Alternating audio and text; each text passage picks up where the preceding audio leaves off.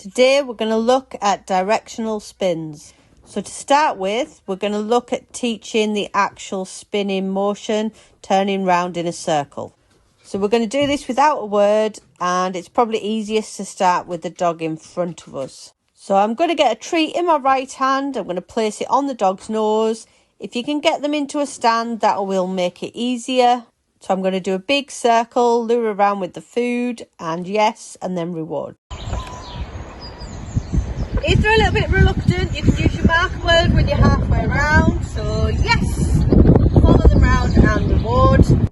So with our right hand, we are turning the dog to their left. So we're not putting a word in yet. We're just luring them round in that big circle until we can manage to get them to do that quite easily. Then we're going to do the same on the other side. So treating the left hand, preferably get them into the stand. And then we're going to just do that big circle and the dog's turning to their right. As they get better at this, we shouldn't need to do as big a circle. So we should be able to turn our hands in a small circle and the dog should turn in the correct direction.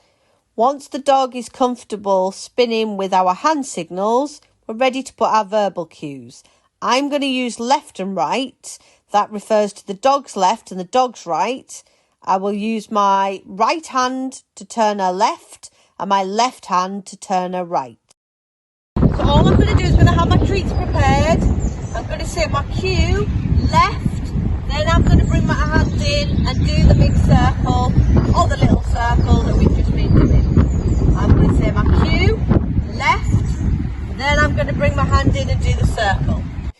What we're looking for, which she did because she already knows this, is once we've said the word, in the gap between saying the word and using the hand signal, the dog actually performs the turn in the correct direction. Then we're going to repeat it to the right. So verbal cue right, followed by hand signal.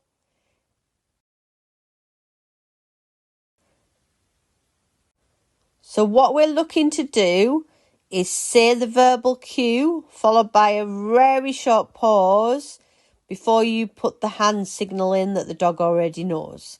So new cue, which is the verbal cue, followed by the old cue, which is the hand signal, so that the dog will then start to anticipate and give you the direction that we want on the new verbal cue. For any clever dogs out there, it's always handy to have a treat in both hands, regardless of which way you're going to ask them to spin.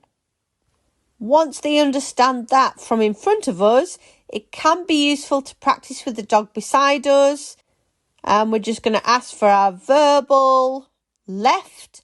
I'm going to bring my right hand up and turn the dog while she's beside me. Then with the dog beside us, making sure we've got a little gap between us and the dog, we're going to ask the dog to turn right. And then we're going to draw that circle with our left hand.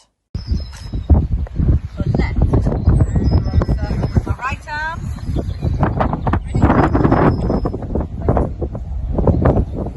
Right.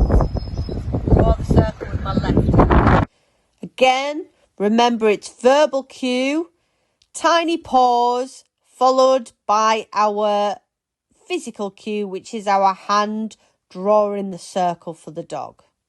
The pause allows the dog to show us that they now understand which direction we would like them to spin, turning.